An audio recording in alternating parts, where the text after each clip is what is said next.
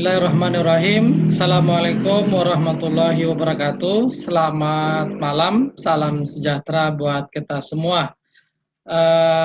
Pada malam hari yang berbahagia ini, kita melaksanakan live meeting untuk modul 3 kelas online aplikasi web, di mana kelas online ini diselenggarakan oleh Sahaja Innovation, yang pada malam hari ini kita akan membahas tentang pengenalan CSS dan JavaScript.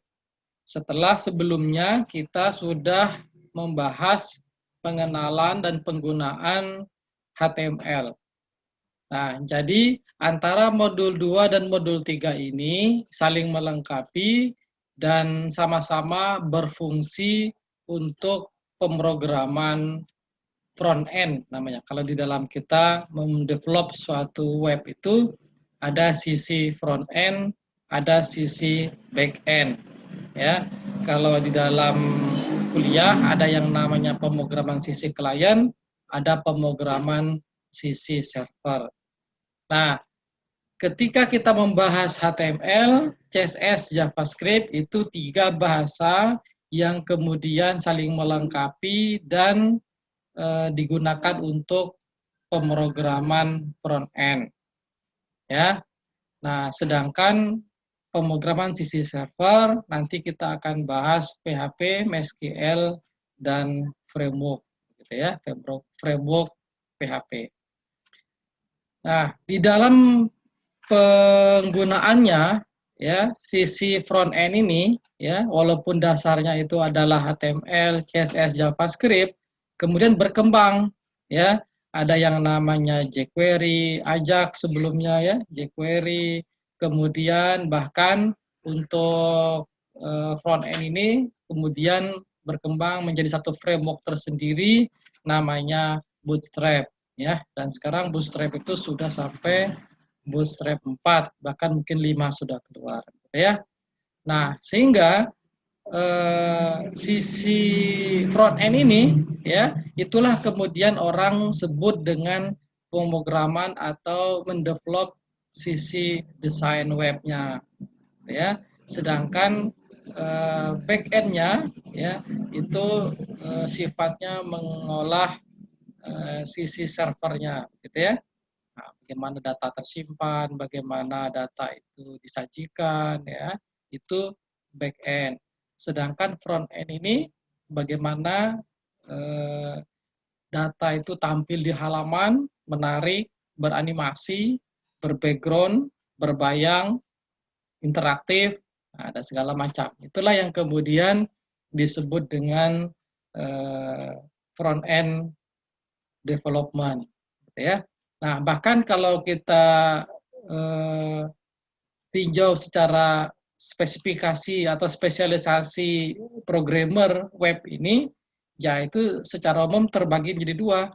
Ada programmer front end dan ada programmer back end. Nah, saya sebenarnya basicnya adalah back end sebenarnya, ya.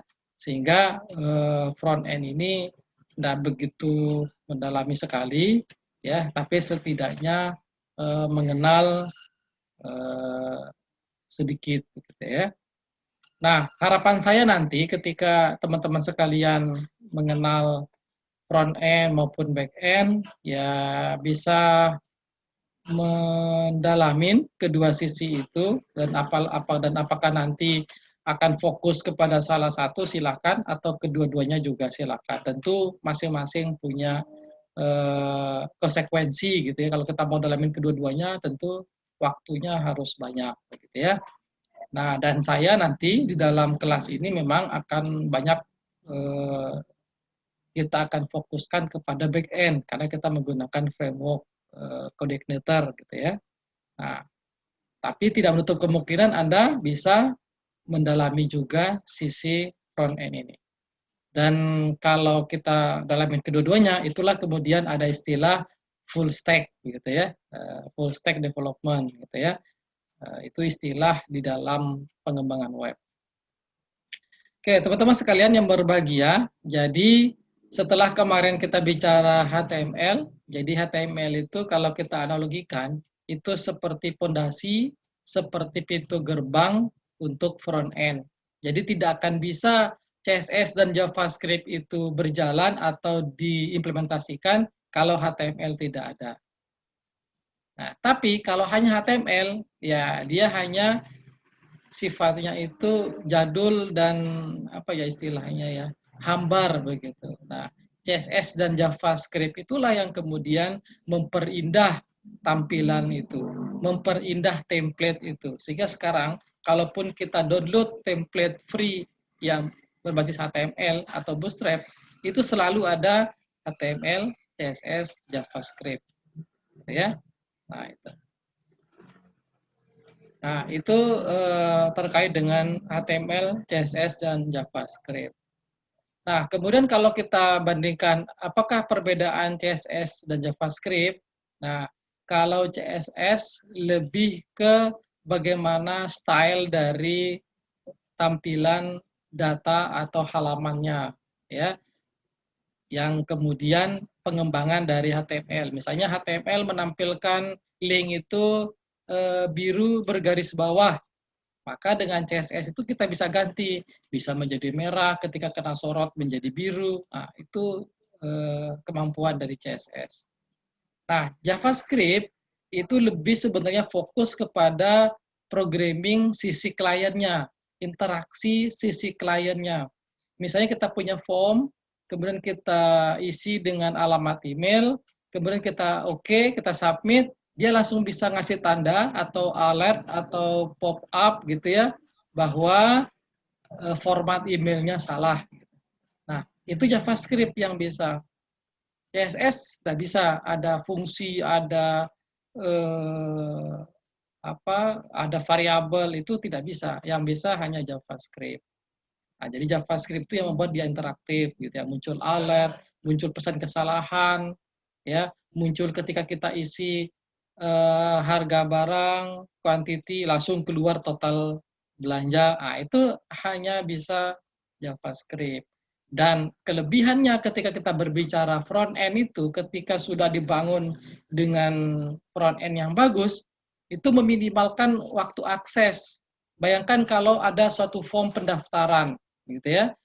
Kalau tidak menggunakan pemrograman sisi front end, ya, ketika kita ngisi email tadi, ya, kalau kita hanya menggunakan pendekatan sisi server, jadi disubmit, terkirim dulu ke server, di server baru dicek, kemudian buka lagi, maaf, format email Anda salah. Itu kan butuh waktu yang lama.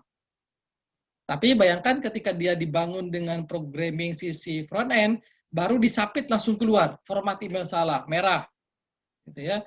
Kemudian umur diisi huruf langsung salah, harus angka. Nah, itu pekerjaan-pekerjaan yang sangat membantu ketika sudah dibangun berbasis front end.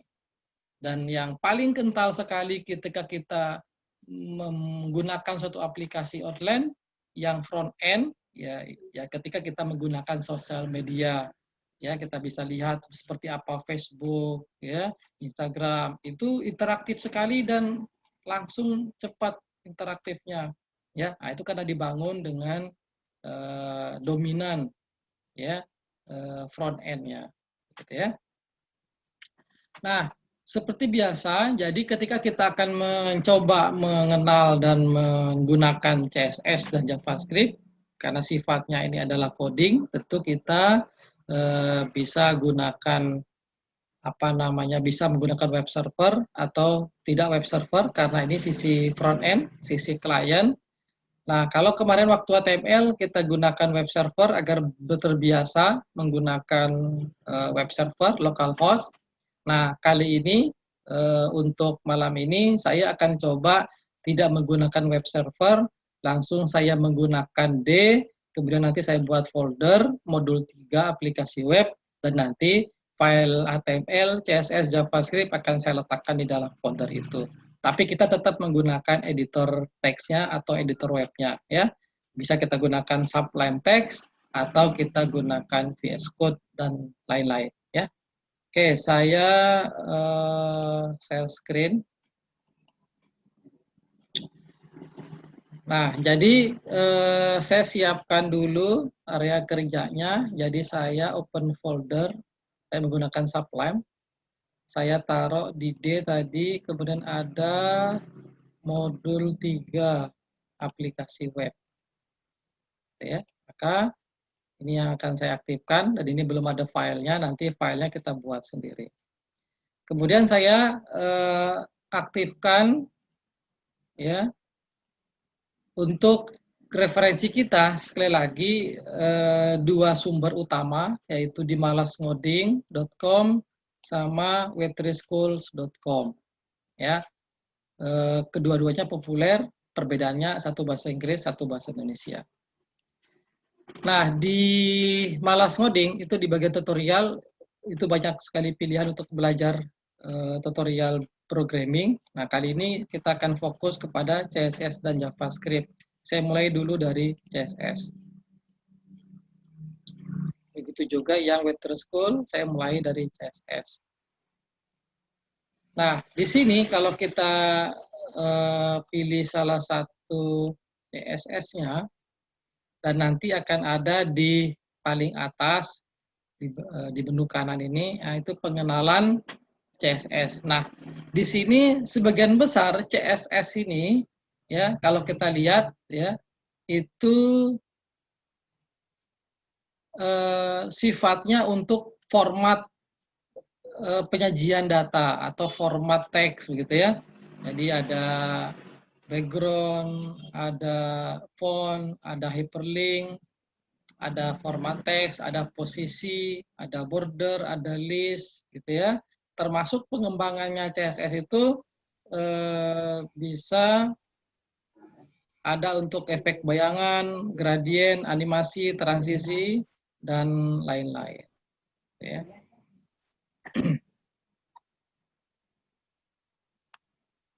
Nah, jadi nanti saya tidak akan bahas semuanya di sini karena ini satu bahasa sendiri. Saya ambil yang penting-penting dan dasar-dasar saja karena malam ini sifatnya kita pengenalan secara umum saja, secara global CSS dan JavaScript. Jadi yang nanti kira-kira yang sering akan digunakan ke dalam suatu template begitu ya, yang sifatnya front end. Nah, itu yang kita akan bahas. Sisanya Anda bisa coba sendiri dan latihan sendiri, dan nanti akan saya berikan latihan di akhir meeting ini dan mungkin kita publish di dalam classroom-nya. Nah, jadi CSS di sini, jadi saya hanya akan menjelaskan referensi utama kita, begitu ya, sehingga saya tidak perlu buat modul sendiri, kita banyak latihan saja. Nah, CSS itu kepanjangan dari Cascading Style Sheet. Jadi bagaimana dia menyajikan atau mendesainkan halaman website tersebut ya dari sisi penyajian dokumennya. Nah, dan dia bekerja sama dengan HTML dasar sehingga setiap HTML dasar itu menerapkan satu perintah, maka dia bisa diperindah atau dipercantik oleh CSS. Nah, cara menerapkannya ada yang internal, ada yang eksternal. Artinya internal itu script CSS-nya itu di dalam file bersamaan dengan HTML. Bisa juga kita letakkan eksternal, artinya filenya terpisah, sehingga filenya yang terpisah itu kita beri nama ekstensi .css, sehingga di dalam HTML-nya kita tinggal panggil link rel atau link relation, style sheet, type text CSS, ref. Nah, inilah dia ref ini linknya kemana. Ya, apakah filenya CSS itu dalam satu folder dengan HTML seperti ini, ya, atau beda folder sehingga kita sebutkan foldernya. Bisa di luar seperti ini atau di subfolder seperti ini. Nah, itu cara implementasi CSS. Ya, bahkan kalau kita lihat di Web3 School di bagian penerapan gitu ya, sintaks begitu ya. Nah, itu juga disebutkan sama ya. Jadi ada sifatnya internal maupun eksternal. Nah, tinggal secara umumnya kalau kita lihat penerapannya sebagian besar itu eksternal, artinya terpisah sendiri file CSS-nya, bahkan ada folder sendiri, sehingga pertama bisa tidak terlihat oleh klien atau oleh publik, begitu ya. Karena ini sifatnya adalah pemrograman sisi klien atau front end, ya, ketika di view source gitu ya, itu akan terlihat ya. Jadi kalau ini kita lihat view page source gitu ya, maka CSS, JavaScript itu terlihat gitu loh. Nah, ini ya JavaScript-nya terlihat. Tapi kalau PHP pemrograman server itu tidak terlihat. Nah, dan ketika kita pisah, itu alternatif lainnya itu akan lebih tidak terlihat. Nah, itu cara penerapan dan pemanggilan dari file atau script CSS-nya. Nah, bagaimana ketika kita memulai contoh yang sederhana? Ya, kita ke misalnya yang part 3 di sini ya. Bagaimana kita background gitu ya. Nah, background itu gitu ya. Misalnya saya punya HTML ini saya copy, Ctrl C, saya pindah ke sini. Ya, ini script kita yang pertama ya. Saya simpan Ctrl S di dalam D, kemudian modul 3 tadi saya sebut di sini namanya adalah latihan 3.html. Nah, CSS-nya itu saya buat terpisah saja, misalnya hanya bentuknya seperti ini, Ctrl C, kemudian saya buat file baru, double klik di sini, dan saya Ctrl V, ini saya simpan, namanya adalah style.css. Jadi kita kalau terpisah, kita harus sebutkan, ya, kita harus sebutkan nama filenya, ya. Oke, mohon untuk tidak diaktifkan dulu audionya karena mengganggu ya. Nanti ketika sesi tanya jawab baru kita buka audio. Oke, jadi ketika ada filenya kita mau pisahkan, maka dia kita harus simpan dengan nama ekstensi CSS ya. Boleh namanya style.css, boleh styleku.css, itu bisa. Yang penting kalau kita sudah buat namanya style CSS, maka di sini pemanggilannya juga harus sama di sini. Style.css. Ya, jadi ini satu baris ya untuk kita panggil, cara memanggil file CSS itu dengan seperti ini. Link, rel, style sheet, type text CSS, ref, nama filenya apa. Di bagian heading atau header di dalam HTML ya, jangan diletakkan di body ya. Dia harus letaknya di dalam head/head di antaranya itu ya. Nah, baru nanti dia akan memiliki efek. Nah, misalnya saya sudah simpan Ctrl S, kemudian ini stylenya, jadi setiap body halaman, ya, jadi bodinya ini setiap perintah ada body ya di dalam HTML itu selalu nanti backgroundnya itu blue, kemudian color textnya itu white. Nah, coba kita sekarang buka filenya, karena ini saya tidak di server, jadi saya tidak aktifkan web server, saya langsung double klik aja file ini, HTML-nya, dan nanti akan terlihat di browser. Jadi kita lihat di D, modul 3 aplikasi web, latihan 3 HTML, di situ akan terlihat background-nya biru, kemudian warna teksnya itu putih. Jadi semua teks yang nanti akan kita buat itu selalu putih. Ya, misalnya kita buat di sini, ada P gitu ya. Nah, ini adalah paragraf 1. Kemudian kita juga ada B misalnya ya. tulisan lain. Kemudian ada juga yang miring, tulisan lanjutan. Gitu ya. Anggaplah ini tidak pakai paragraf, yang tadi paragraf, yang satunya heading, kita simpan, kemudian kita refresh. Maka semuanya putih. Nah, ini yang namanya bisa memodifikasi atau apa ya istilahnya itu menyadur ulang lah HTML itu yang tadinya standarnya background itu putih kita bisa buat biru, yang tadinya font itu hitam bisa jadi putih gitu ya. Kalau mau diganti-ganti ya tinggal ganti di sini ya, misalnya backgroundnya merah gitu ya, red gitu ya, sudah dia berganti-ganti ya. Nah, jadi di sini bisa kita panggil dengan warna yang sudah memang standarnya internasional atau kita menggunakan heksadesimal. Ya, nanti dalam Photoshop itu kita dikenal ada bilangan heksadesimal. Misalnya kalau biru itu RGB ya, berarti rednya 0, greennya 0, biru bluenya full, berarti FF. Nah, itu biru ini. Ya, ini biru. Kalau nanti F-nya itu di depan belakang, nah itu nanti warna lain. Ini contoh akan jadi biru. Nah, itu ya.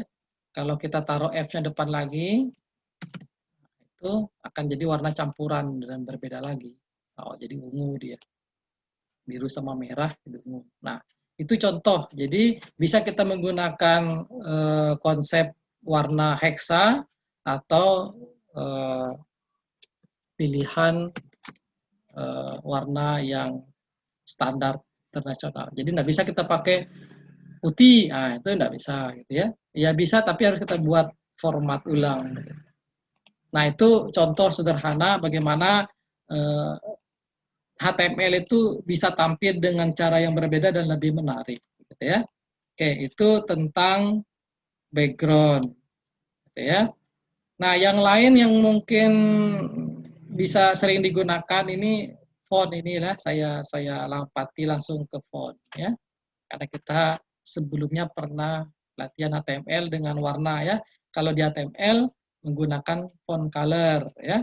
Kalau di sini ya kita bisa atur-atur ya warnanya apa. Nah, di dalam CSS itu nanti ada istilahnya kelas. Ya, ada kelas. Nah, kelas itu ditandai dengan tanda titik, kemudian diikuti suatu nama, kemudian kurung kurawal buka, kurung kurawal tutup. Maka itulah yang disebut satu kelas. Sehingga kelas itu bisa kita letakkan di HTML, bisa di paragraf, bisa di heading, gitu loh. Bisa kita letakkan di tabel. Nah, jadi kelas-kelas itu dia mandiri dan bisa diletakkan di sembarang HTML. Nah, makanya dia saya bilang tadi CSS dan JavaScript ini tidak bisa berdiri sendiri, dia harus butuh HTML. Nah, contoh ini kita ada font, saya copy, Ctrl C, saya letakkan di sini, saya timpa lagi, saya Ctrl V, kemudian saya simpan, latihan 3, kemudian stylenya saya ambil yang ini lagi, Ctrl C, saya timpa di sini, Ctrl A, saya hapus, kemudian Ctrl V. Nah, di sini ada stylenya itu ada kelas tulisan satu. Jadi kalau dia standar programming, kalau variabel itu atau nama fungsi gitu, ini kan nama fungsi kelas ya. Jadi kalau kita mau buat dua kata yang terpisah, maka underscore ya. Nggak boleh pakai min gitu ya, standarnya seperti itu. Karena min itu dianggap beda maksudnya gitu ya.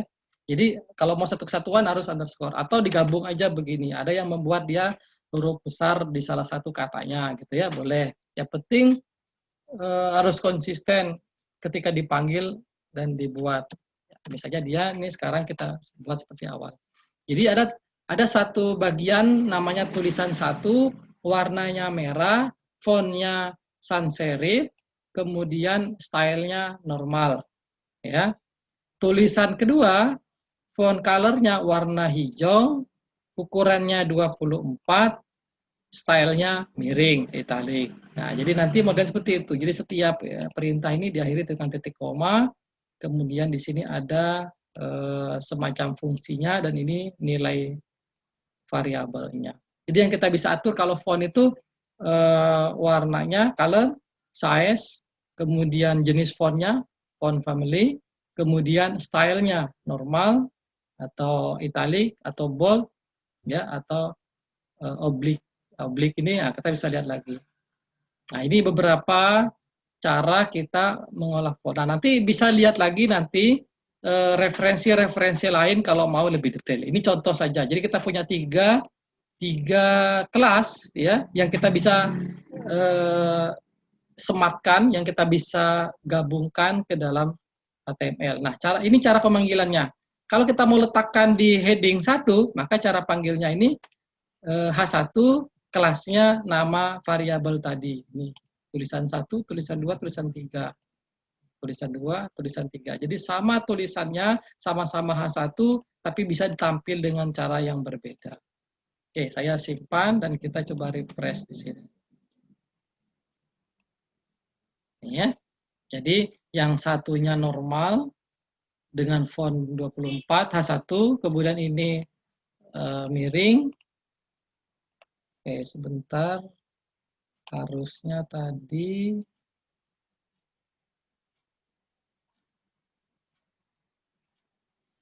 tulisannya merah ya. Oke, style.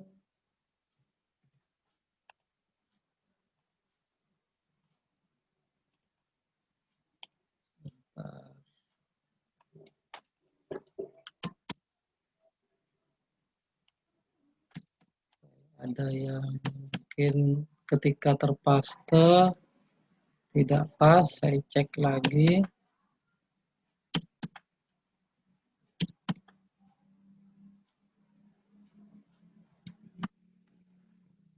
Salah satu.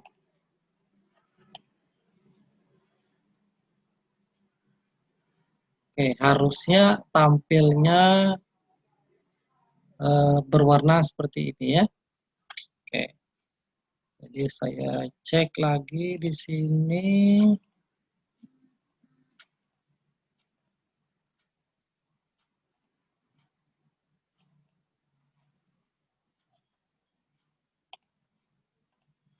Oke, ada sesuatu yang membuat dia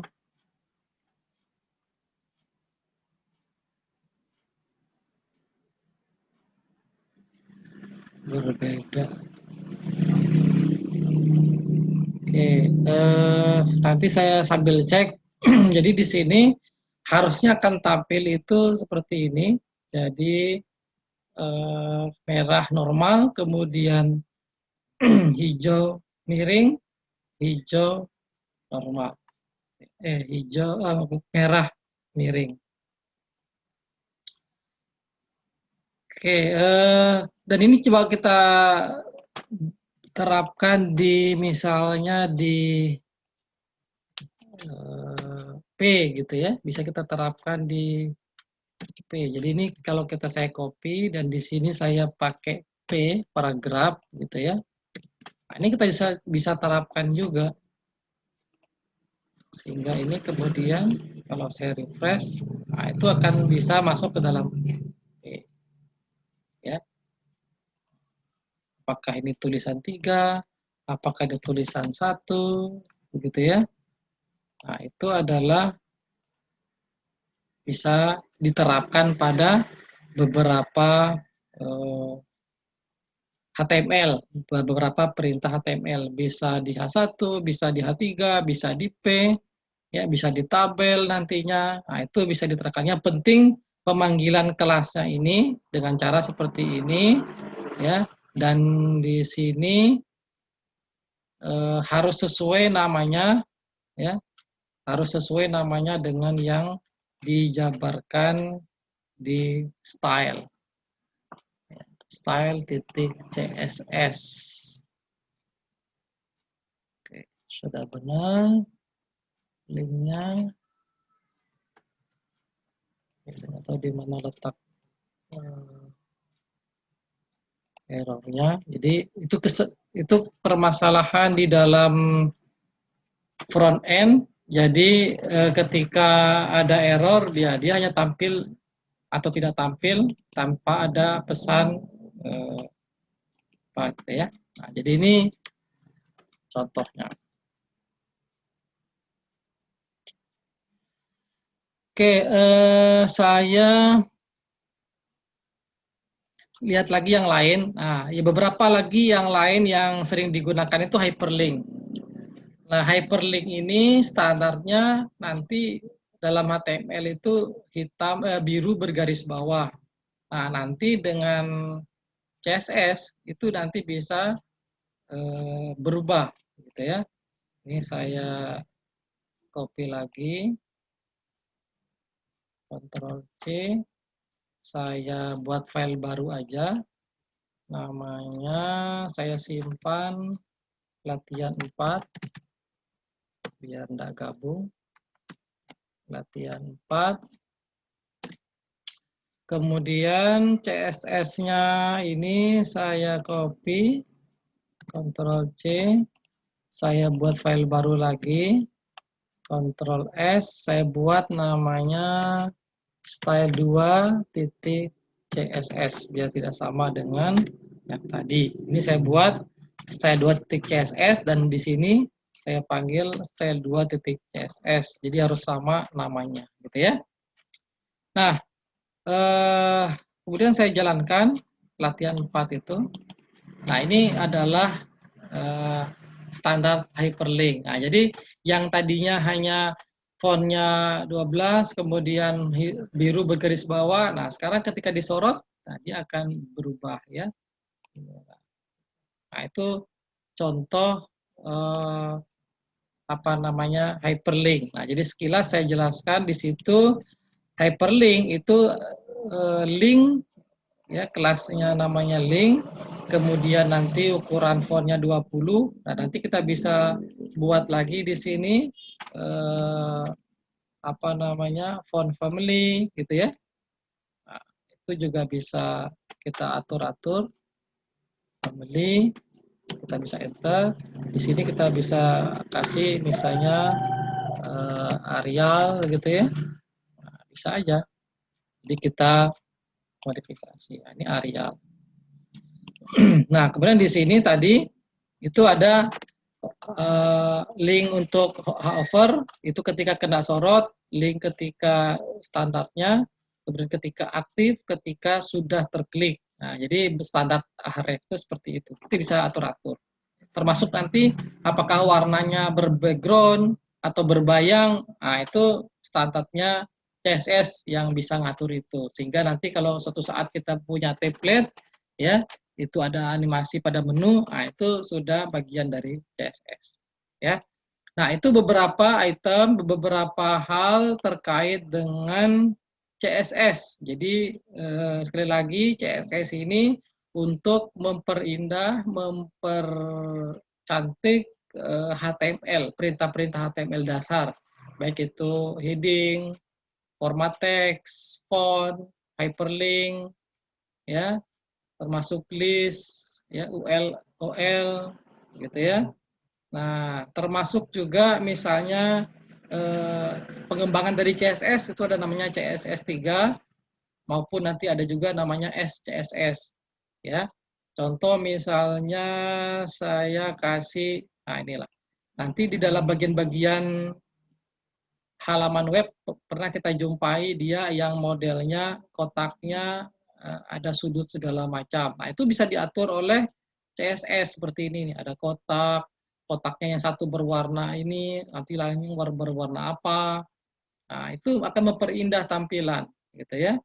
Nah, coba saya apa namanya ambil skripnya. Jadi ini saya copy lagi, Ctrl C, saya buat HTML baru, saya simpan, namanya latihan 5.html, kemudian CSS-nya saya ambil, Ctrl C, saya buat file baru, saya simpan namanya CSS style 3 titik CSS. Simpan dan saya sesuaikan dengan pemanggilan di HTML-nya style 3 titik CSS. Simpan, kemudian saya jalankan latihan 5. Nah, maka akan tampillah desain yang unik seperti ini. Ada kotak biasa, ada kotak yang sudutnya kurang, ada yang kurang lonjong di bagian kiri, kanan, kiri, kanan, atas, lingkaran. Nah, itu akan memperindah nanti ketika kita menyajikan tabel, kita menyajikan grid di dalam halaman-halaman web. Nah, jadi itu adalah kegunaan dari CSS, ya. Jadi CSS digunakan memformat halaman-halaman dari HTML. Bahkan ini kita sudah sampai ke CSS 3 ya. Nanti bisa latihan sendiri animasi seperti ini, apa transisi, efek bayangan gitu ya. Karena font itu bisa juga dikasih bayangan gitu ya. Sehingga nanti bisa muncul bayangan-bayangan seperti ini. Baik itu tulisannya berbayang ataupun objeknya yang berbayang. Oke, karena kita akan membahas CSS dan juga JavaScript, nah sekarang saya lanjutkan ke JavaScript. Nanti sesi dialognya sekalian ya. Oke, JavaScript-nya di sini kalau di Web3 School kita buka tab JavaScript. Kalau di Malas Ngoding kita masuk ke tutorial JavaScript ya. Sorry tadi. Nah, ini JavaScript, CSS-nya sudah. Nah, JavaScript, jadi kalau kita klik salah satu aja, kegunaannya untuk interaksi, untuk programming di sisi klien atau front end. Dan karena ini sifatnya interaktif, maka dia sudah standar programming secara umum seperti PHP. Cuma bedanya ini di klien. Jadi dia sudah bisa ada variabel, dia ada operator aritmatik, dia bisa ada tipe data, ada fungsi, ada event, ada tanggal, ya, dan lain-lain. Nah, itulah sifatnya interaktif. Bisa memunculkan alert, bisa ngeprint, ya, bisa ngecek format sudah benar apa tidak, bisa menghitung otomatis ketika di-tab atau ketika di-enter. Nah, itu pekerjaan JavaScript yang berbeda dengan CSS tadi. Nah, sehingga di sini ada HTML, ada CSS, ada JavaScript. Di sini dikatakan HTML membangun web berperan sebagai pembuat bentuk kerangkanya, CSS itu untuk desain bentuk tadi, warna, tulisan, dan sebagainya, JavaScript untuk fitur-fitur yang membuat dia lebih interaktif. Ya. Nah, jadi itu yang dilakukan oleh JavaScript. Nah, dan JavaScript ini ya bisa menggantikan atribut HTML kayak paragraf, kayak font gitu ya. Dia juga bisa mengganti style CSS ya, dia banyak fungsinya dan dia bisa untuk form validasi atau programming seperti layaknya PHP. Nah, sehingga dia kegunaannya banyak. Sehingga itulah yang mendasari kenapa sampai sekarang itu JavaScript itu berkembang terus, bahkan JS ini sudah ada framework-nya sendiri, ya. Ada Vue.js, ada Node.js, itu yang benar-benar sangat mengandalkan JavaScript sebagai bahasa dasar. Sehingga sekarang itu kalau kita kenal orang menggunakan Node.js atau Vue.js, ya itu Vue.js itu untuk front end-nya, Node.js itu untuk back end-nya, dan sama-sama JavaScript, tidak lagi ada PHP di dalamnya. Dan itu kecanggihan dari JavaScript saat ini, gitu ya. Dan dia sudah tidak perlu framework lagi, gitu ya, karena sudah bagus dan handal. Oke, kita lihat contoh penggunaannya JavaScript, ya. Nah, sama seperti CSS tadi, penulisannya itu bisa internal, bisa eksternal. Kalau internal kita letakkan di sebelum body bisa, di header bisa. Kalau CSS ya harus dideklarasikan kalau internal itu di dalam header atau head. Kalau JavaScript bisa di body, bisa di mana saja. Ya. Kemudian pemanggilannya gitu ya. Kalau eksternal ya kita harus panggil dengan perintah script. Kalau CSS tadi dengan link, kalau kalau JavaScript dengan script type text JavaScript, source-nya nama JS-nya apa. Jadi kita simpan dengan nama file .js. Contoh ini memanggilan suatu tulisan. Ya, saya ambil HTML-nya, saya buat file baru, namanya saya simpan latihan 6.html, kemudian JavaScript-nya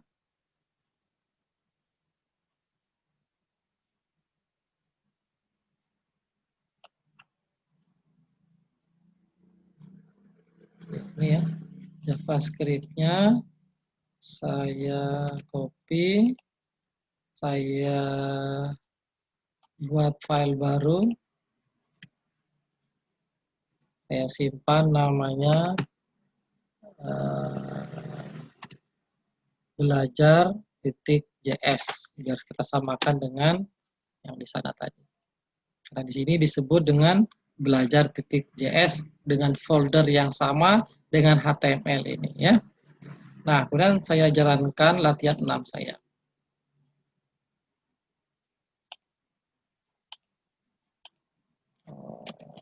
Sebentar, saya harus clear data dulu. Belajar latihan 6.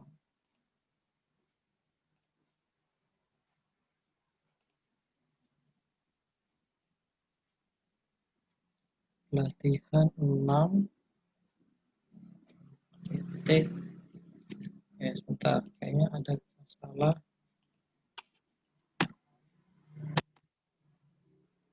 Oke, saya coba pakai browser lagi.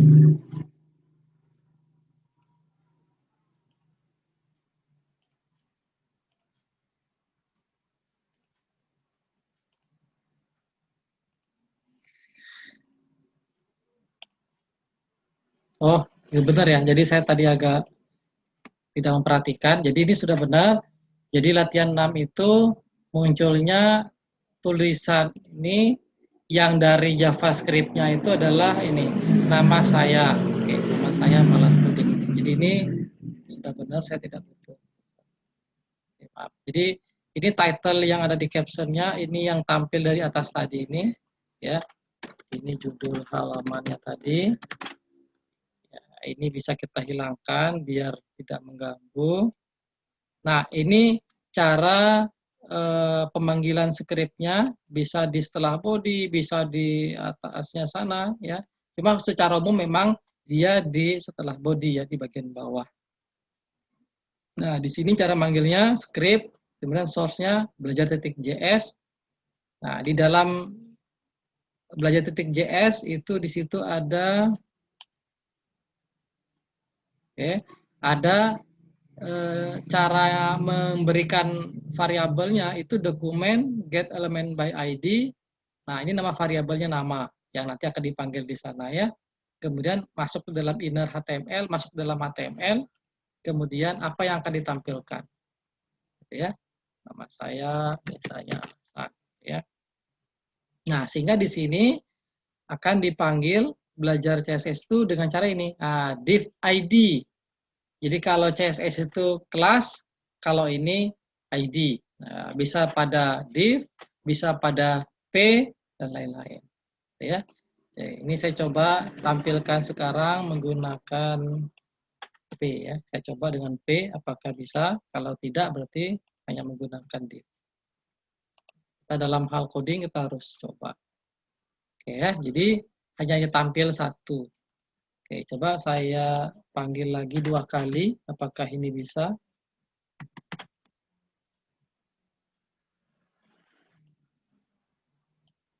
dia hanya tampil sekali gitu ya. Nah, misalnya kita buat nama 2.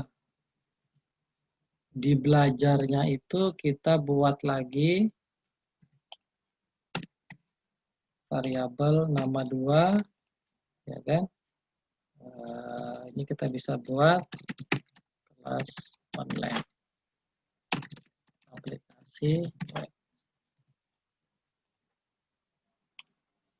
Nah, ini ya, jadi ditampilkan ya. Jadi di JS-nya kita sebutkan ada satu variabel yang isinya apa, dan itu ada jenisnya inner HTML, ada yang juga nanti berdiri sendiri variabelnya, dan nanti kita tinggal panggil dengan perintah div, gitu ya. Oke, saya tadi penasaran kalau di HTML lain apakah ini bisa, gitu ya.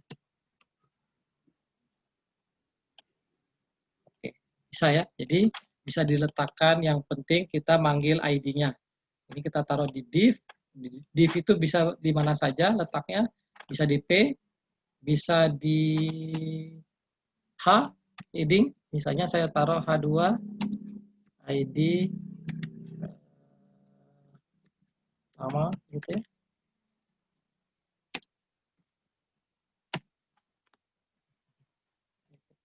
Simpan. Dia hanya terpanggil sekali.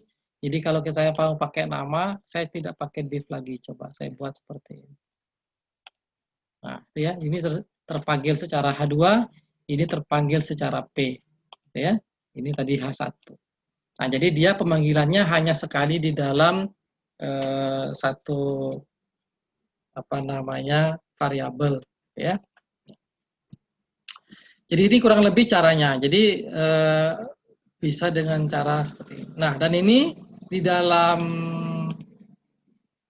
implementasinya ini kita bisa lihat dengan berbagai cara.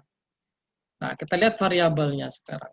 Bagaimana menamakan variabel sehingga nanti bisa tersaji. Nah, ini. Jadi kalau tadi ini datanya itu akan tersaji dalam HTML. Ya, bisa juga nanti kita menggunakan variabel tersendiri.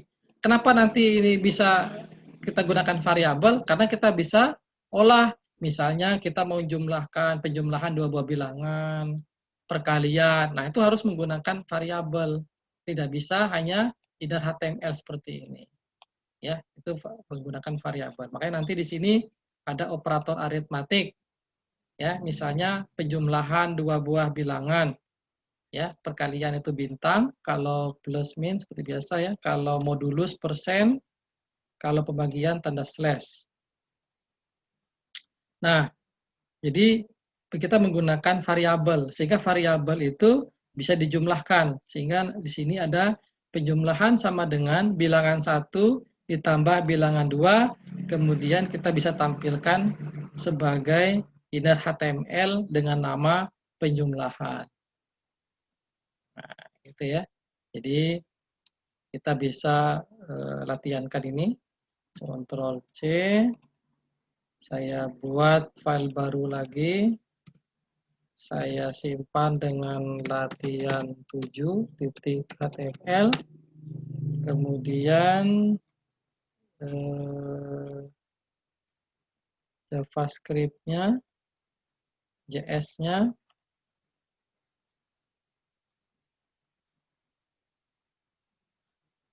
Oh, ini tidak menggunakan eksternal, jadi hanya menggunakan internal.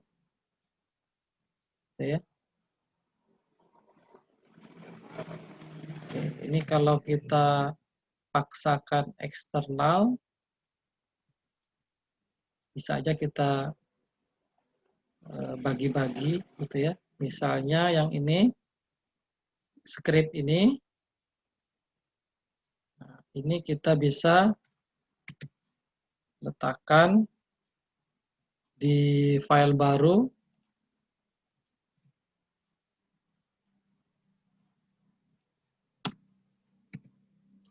Misalnya belajar2.js. Kemudian kita panggil dengan cara seperti ini. Kita letakkan di setelah body, kita panggil belajar2.js. Oke, kita panggil latihan 7-nya.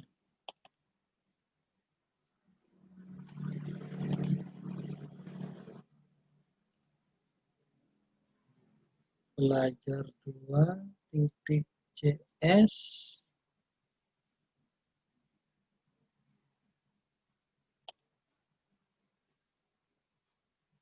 Kemudian penjumlahan, oh ya tidak ada ininya ya. Langsung var. Kalau kita eksternal tidak perlu menyebutkan stylenya, scriptnya. Oke, saya refresh.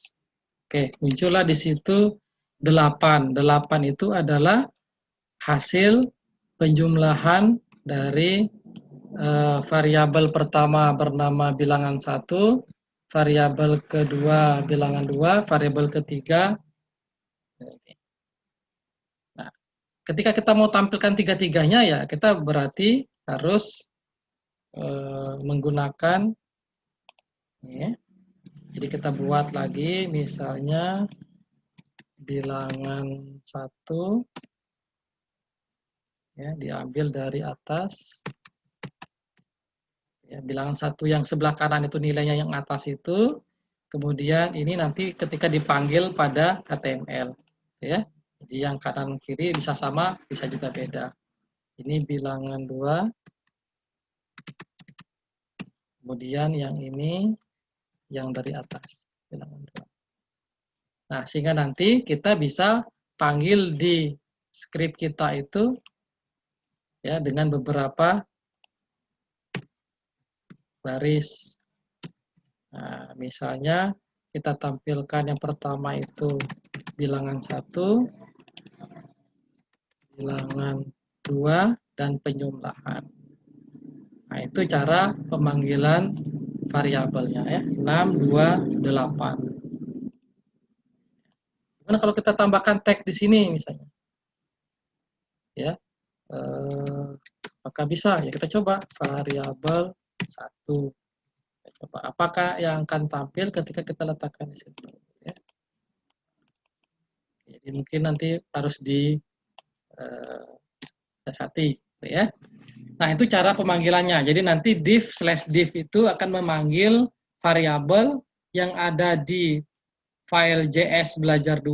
Belajar2 itu isinya variabel, kemudian bisa dijumlahkan, kemudian bisa dimasukkan nanti ke dalam inner HTML.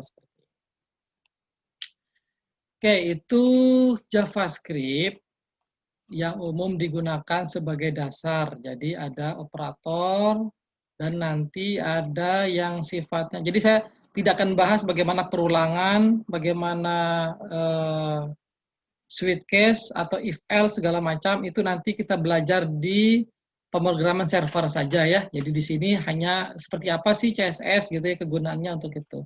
Termasuk tanggal-tanggal nanti ada yang tanggal analog, tanggal digital, ya itu JavaScript aja yang bisa memanipulasi begitu. Nah, yang lain yang mungkin saya bisa tunjukkan di JavaScript itu adalah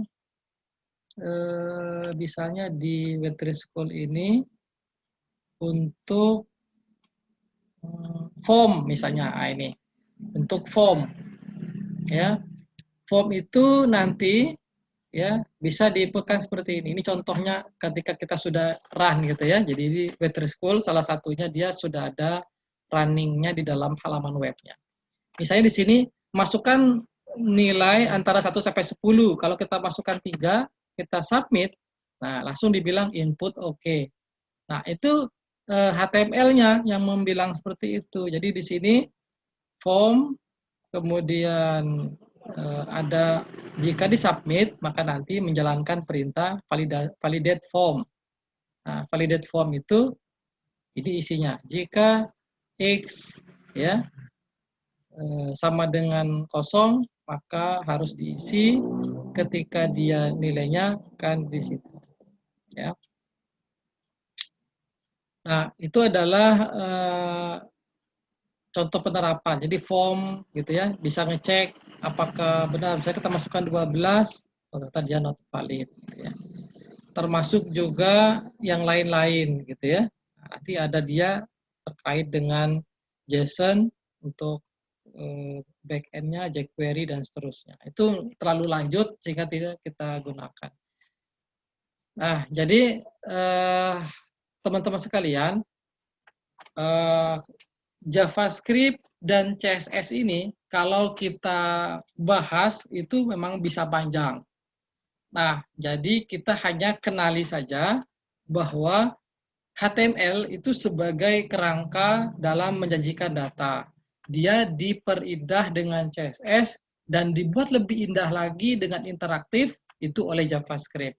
Dan ketiga-tiganya ini adalah merupakan rangkaian pemrograman sisi front end atau sisi klien yang akan muncul secara langsung di browser tanpa harus mengirim ke server, sehingga dia disebut pemrograman sisi klien. Dan ketiga-tiganya ini nanti akan dibungkus oleh satu paket yang disebut dengan Bootstrap, yang kemudian itulah yang digunakan oleh desainer web untuk membuat template, baik template pada template HTML, template pada WordPress atau CMS, template pada framework nantinya. Sehingga nanti kita ketika berbicara framework, nanti pas membahas template, nah kita akan kembali ke sini dengan membahas yang lebih jauh seperti apa Bootstrap yang nanti di dalamnya berisi HTML, CSS, dan JavaScript. Nah, saya rasa itu pengenalan saya atau pengantar saya di dalam modul 3 kali ini. Dan kita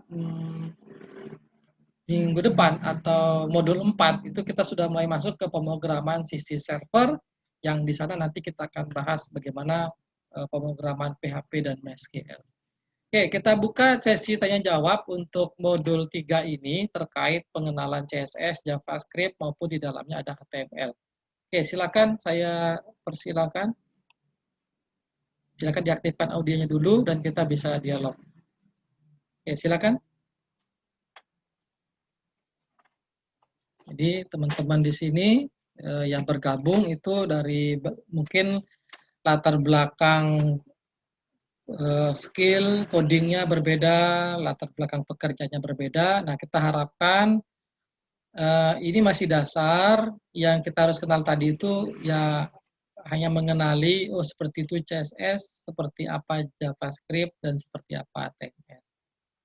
Oke, silakan untuk yang mau bertanya.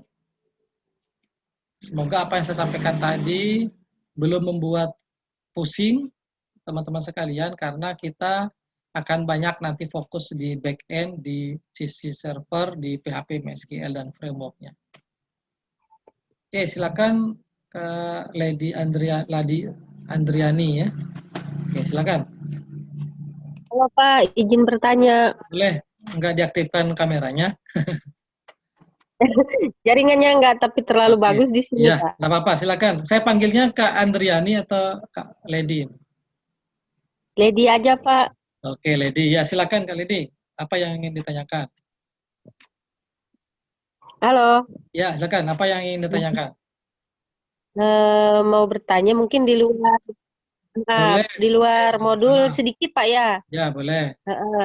Mau bertanya, nanti kalau proses pembuatan program atau aplikasi lebih banyak pakai bahasa program apa Pak kira-kira?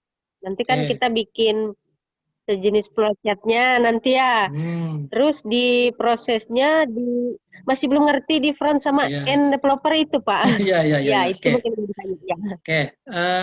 Terima kasih Kak Lady. Jadi begini, ketika kita menjadi seorang web developer atau pembuat aplikasi, ya, kan ada yang namanya bahasa pemrograman, ada yang namanya framework, begitu ya. Nah, kalau kita hanya bahasa pemrograman itu masih basicnya. Contoh, bahasa programan untuk sisi server itu terbagi dua. Ada yang server Linux, ada server Windows. Kalau server Linux, dia menggunakan bahasa pemrograman servernya PHP. Kalau Windows atau Windows NT gitu ya, itu menggunakan bahasa pemrograman namanya ASP, sehingga nanti ada ASP.NET, ada .NET, Visual.NET dan lain-lain. Itu untuk server Windows. Di server Linux ya, itu secara umum menggunakan PHP, database-nya MySQL ya, ataupun nanti ada PostgreSQL, ataupun yang sekarang itu ada MariaDB ya dan lain-lain. Ya, secara umumnya adalah MySQL untuk database-nya. Nah, bahasa pemrogramannya PHP. Nah, cuma kalau kita hanya membuat pakai PHP murni, PHP native bahasanya, itu masih terlalu kayak bagaimana ya? Kayak masih terlalu kasar atau belum bagus. Maka ada yang namanya framework. Nah, framework itu sudah bermain library, sudah bermain plugin, sehingga tinggal kita rakit jadi aplikasi. Jadi kalau kita bicara profesional development web, ya kita memang harus menggunakan tools yang namanya framework nantinya. Nah, framework PHP itu banyak sekali. Ada namanya Laravel, ada namanya CodeIgniter, ada namanya Yi, ada namanya Symfony, ada yang namanya Cake PHP. Nah, cuma yang populer saat ini itu dua, ya Laravel sama CodeIgniter. Nah, karena saya basicnya di CodeIgniter, nah nanti akan saya sharekan bagaimana framework CodeIgniter. CodeIgniter itu ya itu bahasa atau tools untuk kita membangun aplikasi. Dasarnya bahasa pemrogramannya PHP secara server. Nah, kalau HTML, CSS, JavaScript maupun frameworknya bernama Bootstrap, ya itu pemrograman sisi klien atau sisi front end yang saya bilang tadi. Nah, jadi kalau saya ibaratkan biar lebih mudah pahamnya Kak Dedi ya. Jadi kalau kita ibaratkan web itu kan ada web yang bisa diakses oleh orang umum, ada yang diakses oleh admin. Nah, bagian yang diakses oleh umum, publik itu tanpa login itulah yang disebut secara umum dibilang front end. Yang diakses secara dalam atau kita dengan harus login sebagai admin itu disebut back end biasanya. Ya, jadi sisi admin itu back end yang connect langsung ke server. Nah, secara umum sih seperti itu. Front end-nya itu yang terlihat di sisi luar, sisi publik.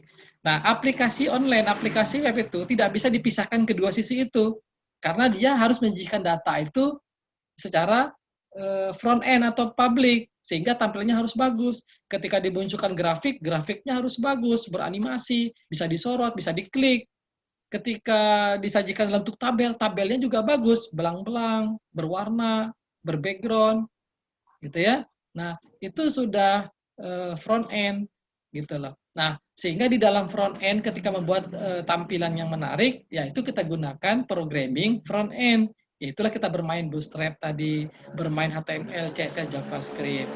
Nah, kalau kita mendalamin yang back end, itu kita mendalamin yang sisi adminnya itu, ya, gimana memasukkan data, bagaimana mengolah data, bagaimana membuat agar bisa tersaji di halaman depan tadi itu.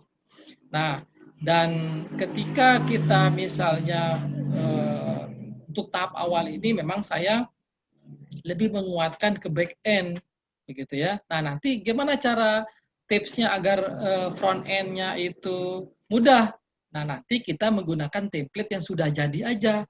Jadi kita gunakan Bootstrap atau kita gunakan CSS JavaScript ya yang sudah jadi sehingga tampilannya bagus ya sehingga tidak perlu kita otak-atik lagi sehingga kita lebih fokus kepada back end. Nah, itu tipsnya aja. Jadi kita lebih akan banyak ke arah back end sehingga nanti kalau kita butuh front end tampilan template ya kita pakai template yang sudah jadi aja ya.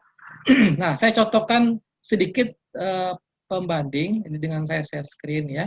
Kalau kita punya satu template, kan template itu kan banyak ya, free template HTML misalnya. Nah, itu bisa dari template-template yang ada, saya lebih sukanya dari Colorlib misalnya gitu ya. Nah, itu kan tersedia banyak sekali template untuk web dan HTML. Nah, jadi kita sudah bisa membuat halaman-halaman web itu kayak gini nih kan. Nah, ini kan sudah jadi nih, menunya sudah jadi, sudah bagus, ada gambarnya. Ini saya contohkan yang sudah saya download kemarin waktu kelas master web ya. Saya sudah taruh di D, kemudian download, kemudian ada template contohnya MathX ini. Ini ada template yang free yang saya download dari ColorLab. Isinya adalah HTML. Jadi ini ada HTML untuk indeks, untuk galeri, departemen. Ini sudah jadi halaman linknya itu. Tapi per halaman dia per HTML. Di dalamnya ada JavaScript, ada image, ada font, ada CSS. Nah, ini pakai CSS. Nah, misalnya contoh saya jalankan indeksnya ya. Saya jalankan indeks HTML. Maka akan tampil halamannya sudah langsung bagus seperti ini. Nah, ini karena dia gunakan template yang di dalamnya ada HTML, CSS, JavaScript. Bayangkan dibandingkan dengan yang kita buat tadi ini ya, yang masih polos, putih begini, ini akan jauh lebih bagus ini. Menunya sudah tidak biru bergaris bawah, sudah jadi putih. Kemudian kalau kita klik juga ya, itu ibaratnya sudah muncul. Nah, ini kan bergerak-bergerak seperti ini nih, itu kan JavaScript CSS. Nah, gini, bergerak angka ini kan JavaScript gini ini. Nah, ini bisa bergerak, kemudian bisa berbayang, background-nya kok enggak bergerak, kok hanya depannya yang bergerak gitu ya. Nah, itu tuh hanya JavaScript. Termasuk kalau menu-menu ini kan ketika saya sorot kok beda. Nah, menu di atas kok dia putih, menu di bawah kok hitam. Nah, jadi dia sudah menggunakan CSS JavaScript gitu lah. Nah, itu contohnya. Jadi termasuk kayak misalnya dia sini ada galeri foto gitu ya. Nih, ketika saya klik, muncul seperti ini. Ini hanya bisa JavaScript dan CSS. Nih, jadi muncul di depan kita bisa zoom in, kemudian bisa kita klik zoom out, dan nanti dia beranimasi misalnya. Nah, itu hanya bisa CSS JavaScript. Dan itu template. Dan ada pemrograman tersendiri. Nah, nanti ketika kita menggunakan atau lebih fokus ke back end, nah, yang kayak gini-gini kita sudah ambil yang sudah jadi aja nanti, yang sudah template-nya sudah ada, tinggal kita panggil, ya, nama CSS-nya apa, nama JavaScript-nya apa, tinggal kita panggil. Nah, misalnya contoh indeks HTML ini, kalau saya buka dengan Sublime, nah dia tinggal panggil aja. Ini pemanggilan CSS-nya pakai link ref, style sheet. Nah ini pakai Bootstrap sudah dia nih kan. Nih cara panggil CSS-nya. Dipanggil beberapa CSS ini karena dia akan ada beberapa CSS dan jQuery. Nah nanti kalaupun ada dia JavaScript, nah manggilnya di bawah sini nih. Ada JavaScript, JS. Ya. Di paling bawah nanti biasanya ada JavaScript-nya. Nih, JavaScript main.js, Google Map. Nah, Google Map itu ya tampilnya dengan JavaScript. Termasuk kita nanti bisa memunculkan postingan sosial media itu dengan bantuan JavaScript. Memunculkan kalender itu JavaScript. Ini bayangkan ini ada jQuery, JavaScript. Gitu. Ini yang sudah jadi template dan kita nanti ketika bicara back end, ya udah kita pakai yang template ini aja, tinggal kita taruh aja PHP di dalamnya, maka selesailah dia. Nah itu tipsnya nanti ketika kita lebih fokusnya ke back end, maka yang front end itu kita pakai yang sudah jadi saja, jadi tidak perlu kita lebih dalamin lagi. Jadi nanti kesempatan lain lah nanti kita bahas lebih jauh ketika kita sudah bisa membangun aplikasi yang sudah bagus. Nah, template kita pakai yang sudah jadi, dan nanti kalau suatu saat kita masih ada waktu lagi, kita bisa dalamin front end-nya, bootstrap-nya, dan lain-lain. Itu kali dia. Jadi penjelasan saya. Jadi biar tahu.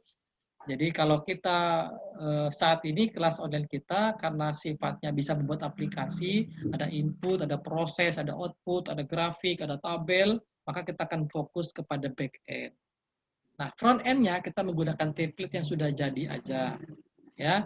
Nah, kalau kita dalamin kedua-duanya, itulah kita sebut dengan programmer full stack. Nah, itu jarang sekali yang buat seperti itu karena harus banyak yang harus dipelajari. Jadi kita akan lebih banyak ke back end. Oke, itu Kak Ledi ya. Jadi seperti itu yang saya bisa kasih gambaran. Silakan yang lain mungkin kita masih ada waktu beberapa saat lagi, sekitar 10 atau 15 menit lagi. Oke, silakan Pak Antoni, Mas Antoni. Iya, malam Pak, malam Ya. teman-teman semua. Ini mau nanya yang Ya. ini yang cara untuk memanggil CSS bisa ditunjukin lagi nggak Pak? Cara memanggil CSS itu dari Ya. halaman HTML-nya. Ya. Itu kan CSS. kalau kita buat terpisah, berarti harus dibuat file terpisah ya Pak ya? Betul. Bisa nggak satu file CSS itu dipanggil di 2 halaman HTML yang berbeda gitu Pak? Maksudnya ada 2 buah halaman, 1 halaman 2 memanggil CSS yang sama. Iya, halaman 1 latihan, misalnya satu folder namanya latihan. Di dalam folder latihan itu ada halaman 1, ada halaman 2. Nah, nanti terus di file yang ketiga itu ada CSS-nya gitu. Jadi boleh nggak dipanggil di ini? Halaman 1 ketika dia butuh CSS dia panggil, halaman 2 ketika dia butuh CSS dia panggil lagi. Ya. Oke, standarnya ketika kita bicara template, apalagi kalau kita template HTML, itu kan template HTML itu kan tersusun dari halaman-halaman HTML.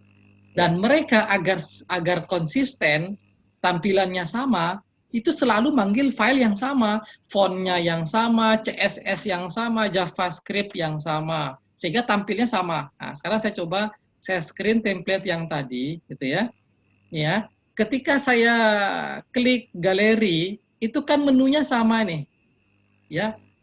Fontnya sama, logonya sama. Itu kenapa? Karena dia memanggil CSS yang sama, memanggil gambar yang sama, font yang sama. Ketika saya klik kontak, walaupun isinya beda, ini kontak, ini ada Google Map-nya itu, tetap juga sama ini menunya. Itu karena dia manggil yang sama. Nah, coba sekarang saya buka folder MathX tadi ya, di download, download MathX. Ini saya buka foldernya pakai Sublime. Nah, jadi di sini dia misalnya di bagian galeri HTML, dia akan manggil yang sama ini. Jadi di dalam pemanggilan link, jadi ciri khas pemanggilan CSS itu dengan link rel seperti ini ya. Ini manggil CSS, CSS, Bootstrap itu cara manggilnya sama ini ya. Kemudian JavaScript-nya juga dipanggil dengan cara yang sama di paling bawah ini JavaScript nih, script. Nah, ini cara panggil JavaScript kalau dia terpisah. Dan secara umum kalau kita bicara template dan aplikasi yang nantinya itu mesti terpisah, tidak tergabung dengan HTML-nya. Jadi ciri khasnya kalau JavaScript dengan script dan dipanggil source-nya apa namanya? Kalau ini kan ada folder dan ada nama filenya ini gitu ya. Nah, jadi ciri khasnya kalau JavaScript dengan script dan diletakkan di sebelum body atau sebelum HTML, misalnya di bawah. Kalau CSS itu dipanggilnya sebelum body, di atas. Nah, itu biar tidak saling tumpang tindih. Sebenarnya bisa aja script itu ditaruh di atas. Cuma secara umum profesional programmer itu biar tidak tumpang tindih dan dipisahkan dia. CSS dipanggil, memang di atas, JavaScript-nya itu ditaruh di paling bawah, di tengah-tengahnya itulah HTML maupun PHP-nya nanti kalau ada. Nah, gitu ya, Mas Antoni ya. Iya, Pak. Ya, jadi secara umum memang standarnya seperti itu, beberapa halaman memanggil CSS yang sama, JavaScript yang sama. Tapi kalau nanti kita sudah bermain framework, itu tidak bermain halaman lagi, tapi kita bermain modul-modul. Jadi template-nya satu halaman saja, bingkainya, nanti di dalamnya itu modul-modul, memanggil modul. Jadi nanti kita bermain template. Ada template sidebar, ada template header, footer. Nah, jadi filenya cuma 3 itu, misalnya header, sidebar, footer. 3 file itu aja template-nya. Nanti framework-nya itu manggil modul. Modul mahasiswa, modul buku, modul barang, modul pegawai, dengan template yang sama. Jadi kita tidak perlu lagi banyak sekali halaman kayak HTML tadi, banyak sekali halaman kita copy paste. Itulah kelebihannya nanti kalau kita pakai framework. Ya, Mas Antoni. Oke, silakan yang lain yang ingin ditanyakan terkait dengan pengenalan HTML, CSS, JavaScript. Ini satu paket untuk pemrograman, untuk desain, untuk tampilan front end, untuk tampilan sisi publik. Nah, secara umum kita mengenalnya seperti itu. Nah, mulai modul 4 minggu depan, kita sudah mulai masuk ke sisi back-end, dan kita harus pakai web server exam, dan kita akan menggunakan dasar-dasar PHP MySQL, ya, selama beberapa modul, baru habis itu kita naik lagi ke framework PHP-nya, bagaimana kita menggunakan framework CodeIgniter. Nah, di dalam CodeIgniter lah nanti kita bahas template lagi, sehingga back-end-nya jalan, proses pengolahan datanya berjalan, template-nya juga bagus. Oke, itu pengantar hari ini. Ya, kalau tidak ada yang bertanya, bisa kita akhiri. Kalau ada yang bertanya, kita masih buka untuk satu penanya lagi lah, paling tidak. Silakan.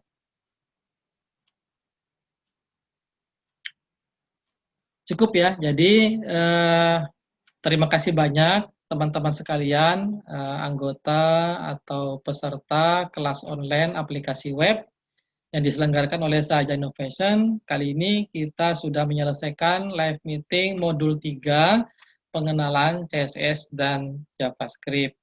Nah, untuk latihannya nanti saya akan kasih kasus sederhana saja, bagaimana membuat tampilan HTML yang di dalamnya ada CSS dan JavaScript agar tampil seperti yang saya contohkan itu.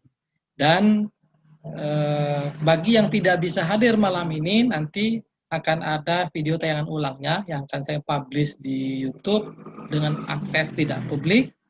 Kemudian saya akan letakkan di classroom kita, sehingga nanti akan menambah arsip kita di dalam materi dan latihan kita di dalam classroom.